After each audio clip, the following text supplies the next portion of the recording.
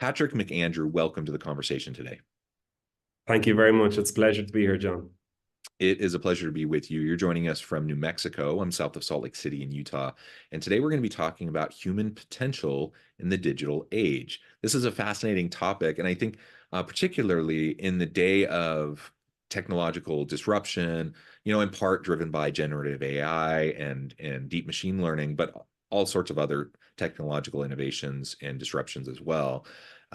We truly are in the digital age. And what does that mean for the future of work? What does that mean for displacement of workers and jobs and even potential development of new careers and industries and work that we haven't even conceived of yet? All of this is up for debate. Nobody has a crystal ball. We don't know what the future holds. We don't know if AI is going to take over and we're going to have like some sort of dystopian Terminator scenario in the future, or if we're going to have some sort of like future Star Trek utopian future. Truth is, we'll probably be somewhere in the middle, and we're going to have to navigate things though as we go. And all of it comes back to me, all of it comes back to the importance of recognizing our humanity and recognizing our human potential within this context of the digital age and technological disruption. So this is what we're going to explore together today. As we get started, I wanted to share Patrick's bio with everybody. As the founder and CEO of Hera, Patrick focuses on developing the whole person, knowing that high performance is determined by how you live, not just how you work. Patrick helps develop habits of mind to thrive in competitive environments. Patrick has trained leaders and high-performing teams to bring more structure into their lives for greater focus, energy, productivity, mental resilience, and life balance. I think all of that is fantastic. Patrick, anything you would like to highlight by way of your background and personal context before we dive on in further? All of this actually came from a journey of, constantly recognizing that oftentimes the biggest thing that people are struggling with is there's something that I want, there's a person that I want to become, there's a way that I want to be.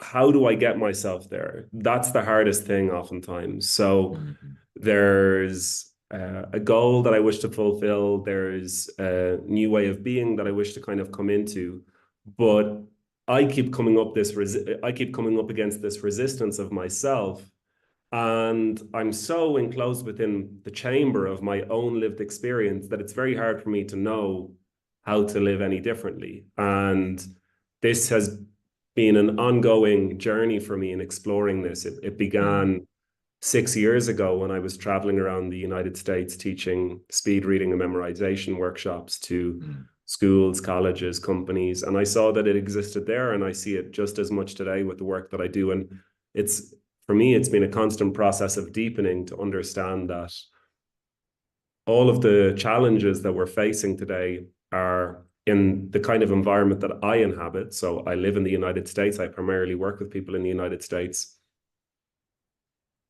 Pretty much all of the struggles that they face are internal struggles.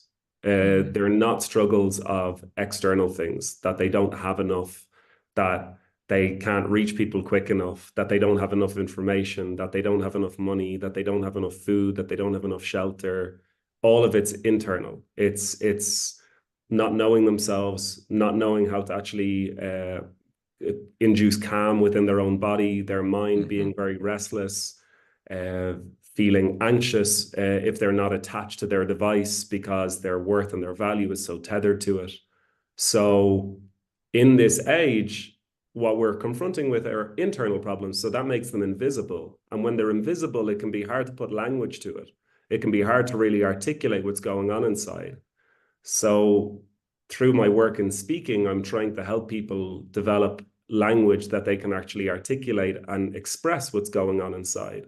And then within the work of Hera, that's where we take it deeper to actually create alignment between this amazing time that we live in. But what it requires is some internal mastery, because it's not about pushing to go harder and use more drive and more momentum.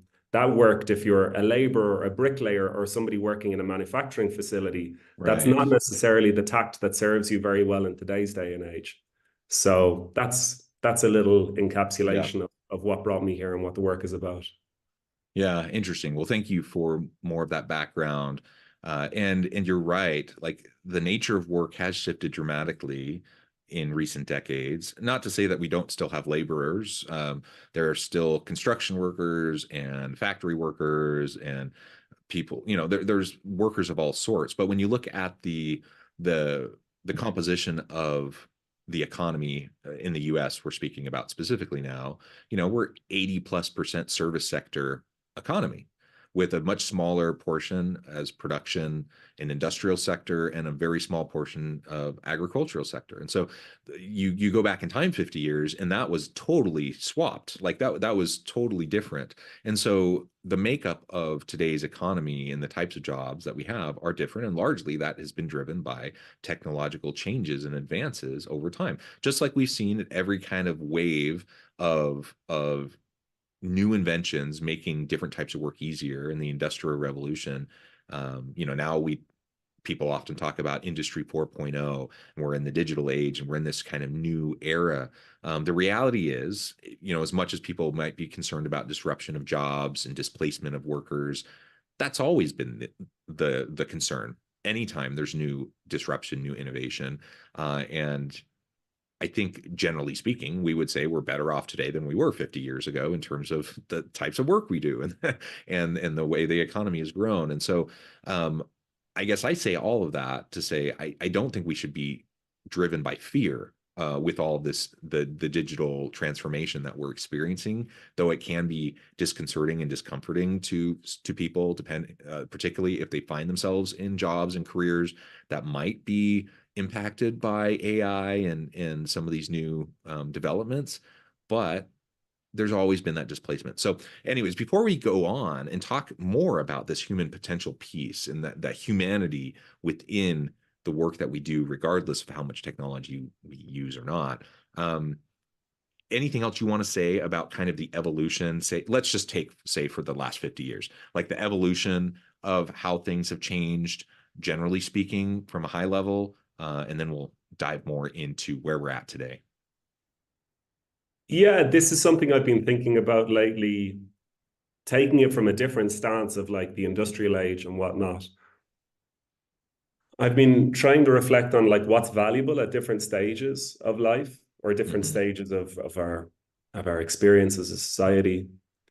And when I think back to my mother's time, where we could consider it to be what I would call the age of access. So in Ireland, the priests, I'm from Ireland originally, the priests were still giving their sermons in Latin. That was definitely a huge element of creating this gatekeeper approach, where it was those who actually knew Latin that were able to provide the sermons.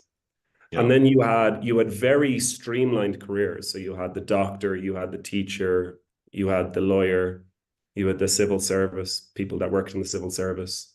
And a lot of the things that people paid a lot of money for was for access to know certain things. So hence going to third level education was very important. But also a lot of the work that I do is with, or have done up to now, has been with insurance companies. And they've been around for a long time. And the reason why they were so successful at the beginning was because of this age of access, because they had access to these financial products, which nobody else did. And they were the gatekeepers of it. So you paid them essentially to get access to the products that they had. Then through the internet, we shifted out of that age of access, where all of those very tightly bound structures started to get eroded. And now it just started to be disseminated through the age of information. So now having suddenly these insurance companies, their value was not on being the gatekeepers, because everybody could go on and find out what different financial products existed. The same was true for third level education. Really, what you learn in the lecture hall is not so valuable anymore because you can find it everywhere else. There's other elements which become important there. And hence, with podcasting, a lot of content being created, we're now dealing with this overabundance of information, which is actually calling for this sprouting, which is coming now for what I would consider to be more of an age of wisdom. So it's no longer about knowledge. It's no longer about how much one can consume to learn, but it's how applicable it is. So it's actually about how functional you are in what you do, because now you can't hang your identity or your worth on your career or your profession, because it could be upended in 2 or 3 or 4 years. Yeah. People who were very proud and satisfied as programmers are facing a great shift. People who are very proud and satisfied in being creatives are now facing a great shift with AI. So, but that doesn't mean that they lose their value, because they've learned things, they've developed certain skills. It's how can they transfer that into another way of being, which means that they must have some wisdom and depth to them, some capacity to have insight and inquiry into looking at themselves deeply and how they relate to the world around them. That wasn't needed in the past. You got a degree, you got a certain element of skills, and you could carry that with you for 40 years. You just incrementally upgraded your education. So what's happening now, I see, is that because things are changing so rapidly, and the game is not won by who has more information, the game is won by those who are actually able to cut through all of the information and identify the most useful path to go about things. And that's wisdom. That's wisdom that's required there. So this is something that I see of this transition. It's a little hard to see it at this very moment, but in 2, 3, 4 years, we'll see it more. And that will be part of this shift, which will move away more and more from online spaces to in-person spaces, because all of that will be about actually sharing wisdom with each other, transmitting it to each other, as opposed to just picking up on comments on forums and threads. Yeah, I find that really compelling. This idea of focusing on wisdom as the main human contribution in the digital age. How do we start to make that shift? Because I'll tell you, especially when we're talking about online interactions, wisdom is typically not the word I would use to describe how many people engage on the internet, whether it be like the Twitter wars or various social media battles and the anonymous discussion forums and all these things. Like people aren't often exhibiting great deals of wisdom in my experience when they're engaging digitally and engaging online. But I agree. I think that the path forward for us as a society, as we're engaging with this technology and this disruption, comes through enhancing our wisdom and really the way we ensure that we remain relevant, we remain contributors in the future workforce, happens through that the human element of wisdom that can't be replicated via AI or whatever. How do we get there? Because we're more polarized in society than we've ever been. There's more disinformation and misinformation than there's ever been. My goodness, it seems like a hard thing to get to. Yeah, so those things I would say, or my view of them, are they're more circumstantial because of the way that certain primary platforms are developed. So it's in the design. So that's perhaps a separate thing, because you can just extract yourself from that whole ecosystem. I've done that, Sure, and I know many people sure. have done that, and you don't have to deal with those problems. So that's more of a discussion about architecting your own life. Like you can really choose which ecosystem, because the system will always override you ultimately. There's a lot of people who want to like exist outside of the capitalist system, and you Mhm. can, but you really have to totally extradite yourself from society. If you want to engage in society, as soon as you enter into it, you're in this capitalist system, and you have to play the game. The system is far more powerful than any individual in that sense. The same is true that if you're engaged in using Twitter or any of the social platforms, I speak to people often who have grand ideas of using it in an intentional way. That's a nice idea, but it doesn't go very far. So unless you've like removed all the feeds and you only use it to post stuff, you use it as a tool for marketing where you're not actually receiving anything, you're only pushing things out. As soon as you're on the receptive end of it, you're caught within the system. But then if we look at it like as an individual or as a collective, where can you actually take your autonomy and agency? At the level of a corporation and at the level of an individual as an entrepreneur, because I see it on both fronts, the path to go forward is to do less, is straight away. I see it in so many organizations where they're so threatened by the feeling of falling behind. What they do in response to that is they do way more. I was with an organization in November. They brought me in for a week with their senior leadership group to help bring more focus and clarity to where the company was going, because they had 27 priorities. They had 27 priorities. Now, that's a clear sense. And I wouldn't say that we got to any clarity at the end, because there wasn't really a willingness to discard things, to really hone in on what's most important, because that takes courage. That takes courage to say, I know what the most important things are, and we're going to dedicate a lot of effort to that. Now, the consequence of that is that when I spoke with that leadership team, they told me they get about 20 minutes of focused work a day. They're probably on about 8 different Zoom calls. A lot of them shared their frustration where there's no sense of when a project begins or ends. It's this constant digital conveyor belt. I'm just getting involved in a task, and then I'm leaving and I'm getting involved in another task. So there's no sense of fulfillment. I'm putting these 10, 12-hour days in, but it's all this melange. I don't know what I'm actually doing. I'm just constantly working on tasks. You take the industrial age, you work on a physical thing, you build it, it emerges, you finish it, you pass it off, it's done. Right. In the digital age, there's no sense of that. And oftentimes that's because there's just an influx of meetings and tasks that are being dumped on top of each other, that we have no sense of what my craft is. Now, this happens to entrepreneurs as well that run their own business, where I do work with individuals. They lose sight of what their value is, and they make decisions based on the outside market. Oh, there's a lot of traction on Instagram. There's a lot of traction in email marketing. There's a lot of traction on TikTok, on LinkedIn. And now they've spread themselves so broadly that they are just a figure that is responding to the trends and the algorithms of these platforms. And in that, they might develop an audience, but they feel extremely empty inside, because they are not nurturing their own internal craft. They are not nurturing their own internal wisdom. They're not actually developing deep wisdom. They're just sharing content. That's all it is. And because it's not valuable anymore, because it's so broadly available, they don't feel deeply valued in themselves. They just have to keep on pushing and pushing and providing. So we're coming to a point of saturation where we're exhausting all of these avenues, exhausting ourselves, wasting such a tremendous amount of energy just to stay in this, just to keep surviving. Whereas personally for myself and many others that I know that I'm in tight connection with, we've gone the opposite way. We do so much less.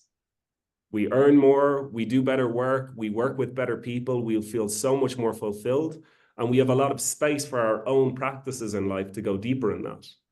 So that's the path.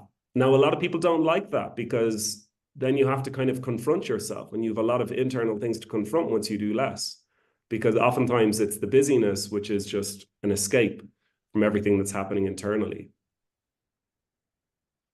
Yeah, wow, there's a whole lot there.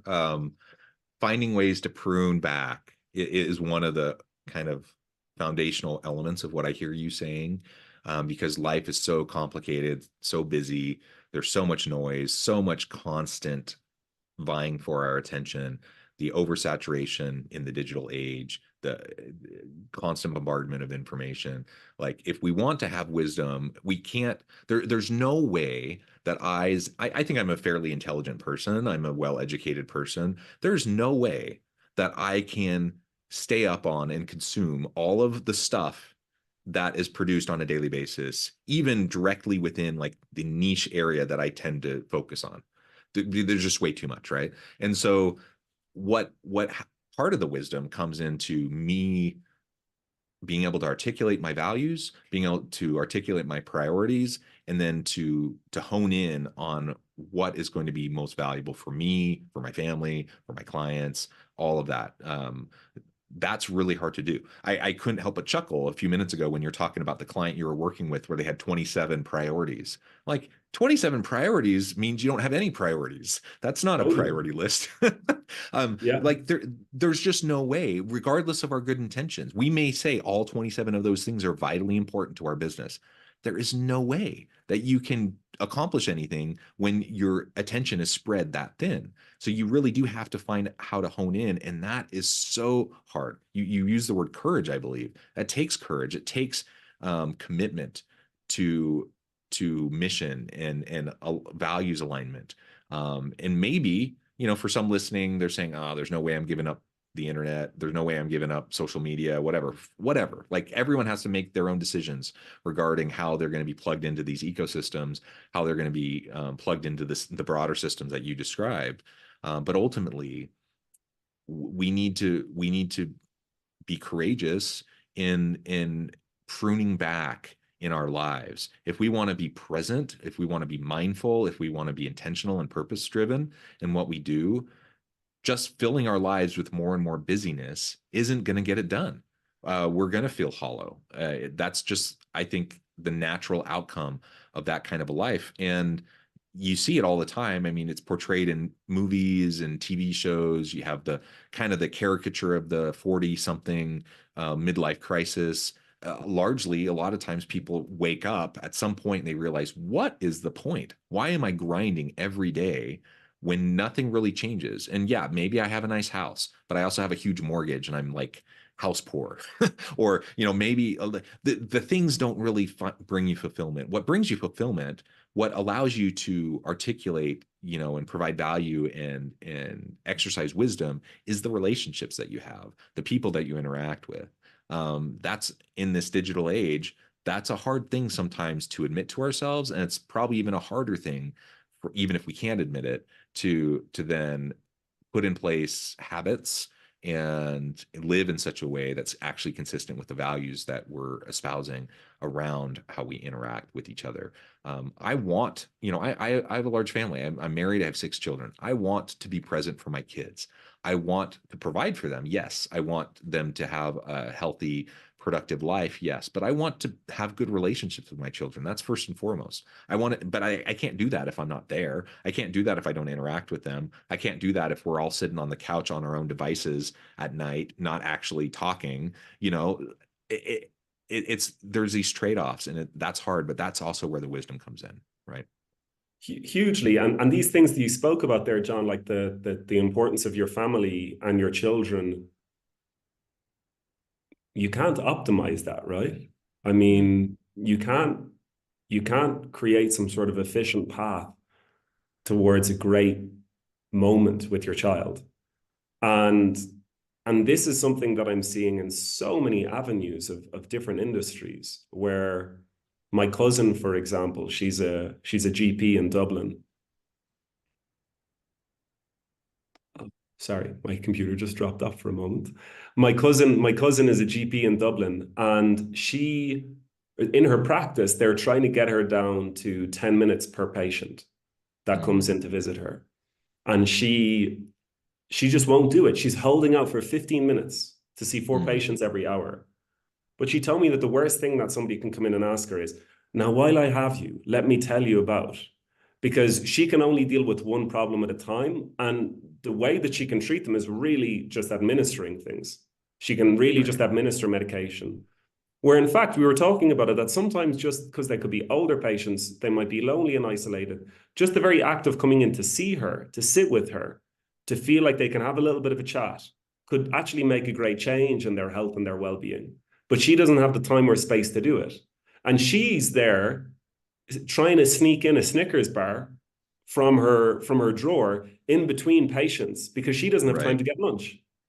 And this is happening across all spans of the health industry. But then if you look at it in terms of service-based businesses, a lot of people who work in the realm of sales, they don't even have time to actually fully engage with their clients, because they either are caught in metric cycles where they have to get a certain amount of calls every day. So they're just thinking, I can't let this call go over like 7 minutes because I've got another 4 that I have to do over the course of the next hour. I have to log my time. So all of these things, because we have these tools which can track and measure everything, it starts to enter into us where we start to think that every minute deserves utility. But in and of that, there's no depth, because we're just kind of skimming the surface constantly. We become fantastic taskmasters. And the way that I think about this is, when I started out in my When I left college, I studied law, but I was much more interested in the world of hospitality than law. So I moved to New York to work in restaurants. And I started managing a restaurant when I was 22. And you got to see all of the different players in the restaurant. So you had myself, the general manager, and you had the partners who own the restaurant. Our role was just to kind of oversee things, to see what the flow of what was happening. But then you had the dishwashers, the bussers, the line cooks, the head chef, the front of house staff. Now, a dishwasher is such an important role in the restaurant. But a dishwasher's role will rarely cross over into being a line cook or into being a general manager, because it's a whole different leap in what gets done. The general manager and the owner really have to refrain from engaging in all of the tasks around them, because if they do, they'll actually mess up the whole flow of the restaurant. They need everybody else to own their responsibility. But the dishwasher needs to just be very good at washing dishes, in and out, get them done. But if you just stay in that role, you'll never emerge into the others. And for us in life today, there's moments of time where we have to play the role of the dishwasher, get things done quickly.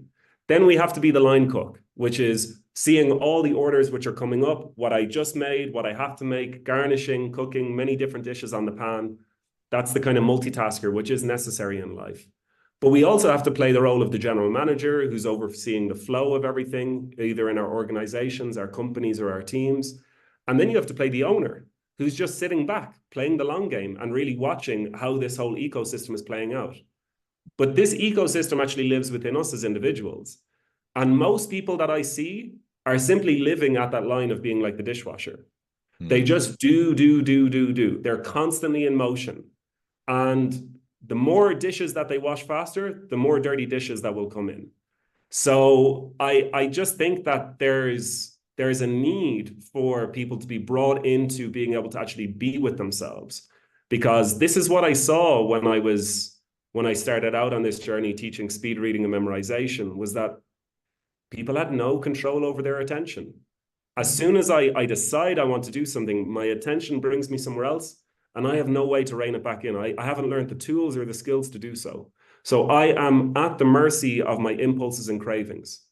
And those are bad enough with sugar and processed food, but you add in notifications and screens and pings and sounds and many distributed digital personas, it becomes so much worse.